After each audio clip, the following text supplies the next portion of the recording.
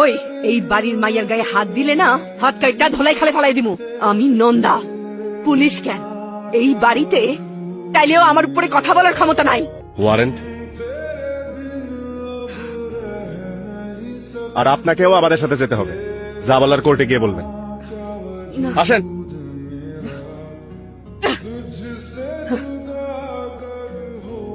মহামান্য আদালত, সূত্রাপুর তথা পুরান ঢাকার এমন কোন অপরাধ ছিল না যেখানে এই গোপালকরের নাম সংযোজিত হয়নি।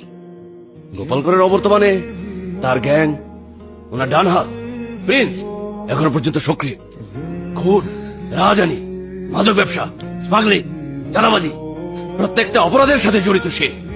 ঢাকার আন্ডারওয়ার্ল্ডের ত্রাস এই প্রিন্স। মাননীয় আদালত, এই প্রিন্সের প্রধান সহযোগী ওনার স্ত্রী সুরাই আক্তার, সোনিয়া এবং নন্দা দেবী।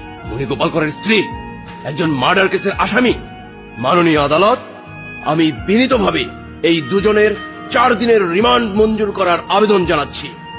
আমি রিমান্ডের পক্ষে সমস্ত প্রমাণাদি কোর্টের সামনে উপস্থাপন করছি। একটা কথা বলিস, রাজনীতিতে শেষ কথা বলে কিছু হয় না জানিস, তখন আমাদের ধান্দা নেই। বাপের জানাজাতে বাপের ফাংশনটা গোলাগুলি করতে হয়। তোর কি মনে হয় গোপালের জন্য আমার খারাপ লাগেনি?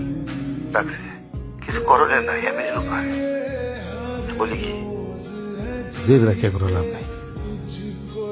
আমি এই জগতের অনেক পুরাতন লোক, নিজেদের মধ্যে কামড়াকামড়ি করা যাইবে।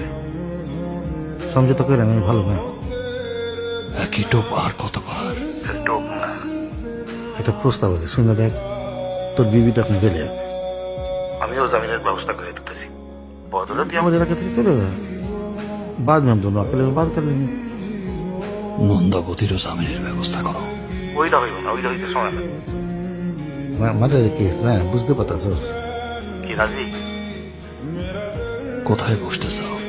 আর নাঙ্গতে আসলে কি দিন আমার বাড়িতে চিনির দাওয়াত তোর জন্য। সবই তো যাই না গেছো, তোমার কাছে আর কিছু লুকানো নাই আমার। যা শুনছো, যা জানছো, তা সবই সত্যি। কিন্তু তার চেয়ে বড় সত্যি, আমি তোমার ভালোবাসি। আমি তোমার অনেক ভালোবাসি সোনিয়া। তোমার সাথে আমি আমার জীবনের শেষ মুহূর্ত পর্যন্ত কাটাইতে চাই। এখানে 2টা গাড়ি রাখা আছে, যার একটাতে আমি যাব। তুমি যদি আমার সাথে যাইতে চাও তাহলে আমার গাড়িতে আসো, আর যদি না যাইতে চাও তাহলে অন্য গাড়িটাই করে চলে যাও। আমার বলার কিছুই থাকবে না। ওই গাড়িতে ফ্ল্যাটের দলিল আর ব্যাংকের চেক বই রাখা আছে। ভবিষ্যৎ নিয়ে তোমার কোনো চিন্তা করতে হবে না সোনিয়া। আমি তোমারে আটকাবো না সোনিয়া। তোমারে ভালোবাসি বলে সব সত্যি গোপন করে আমি তোমারে বিয়ে করছি। আমি তোমারে হারাইতে চাই নাই। সত্যিটা বললে হয়তো তোমারে হারাইতে হইব, সেই ভয়টাই ছিল আমার। আমার মাফ করে দিও সোনিয়া।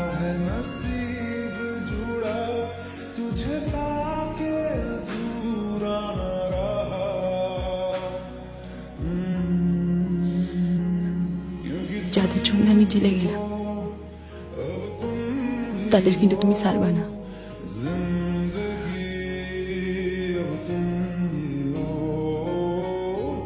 ঢাকার আন্ডারওয়ার্ল্ড নিয়ন্ত্রণ করতে যা করা লাগে করো। আমি দ্রুত অ্যাকশন দেখতে চাই।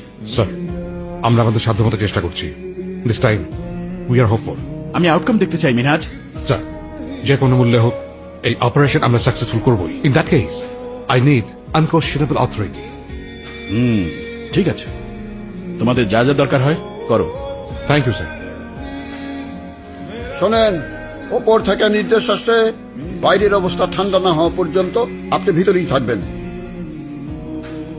আর ডিসিশন তো মানना ही पड़ेगा ना, আমরা তো কমন আদমি। পলিটিশিয়ান जो बोलेगा वही मानना पड़ेगा। আরে ভাই, বাইরে থাকা আপনার জন্য নিরাপদ না, অনেক রিস্ক আছে, বুঝেন না? যখন তোমাকে দরকার হয় তখন তোমাদের সুর তো নরম থাকে। যখন আমি বিপদে পড়ছি, আমার দরকার, তখন আপনাদের সুর চেঞ্জ হয়ে যায়, কই কাউকে রাখা পাওয়া যায় না। এই ওসি সাহেব, আমি যা বললাম ভালোর জন্য না? ए ओसी साहब, कमरा तैयार कीजिए, कारपेट बिछाइए, बिस्तर लगाइए, मुझे आराम करना है। इसका तंबाकू मंगवाइए। এ যান, পাগল রে ঠেকান। জুলফিকার, তুমি হয়তো লক্ষ্য করে থাকবে যে তোমার ট্রেনিং চলাকালীন সময় আমি রেগুলার তোমাকে অবজার্ভ করতাম। আমি তখনই শিওর হয়েছি যে এই মিশনকে লিড করার যোগ্যতা তোমার আছে। Thank you sir, I am really honoured. দেখো জুলফিকার, তোমার পারফরমেন্সের উপর ডিপেন্ড করছে ডিপার্টমেন্টের রেপুটেশন।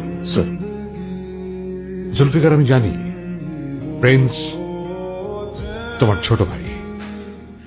কে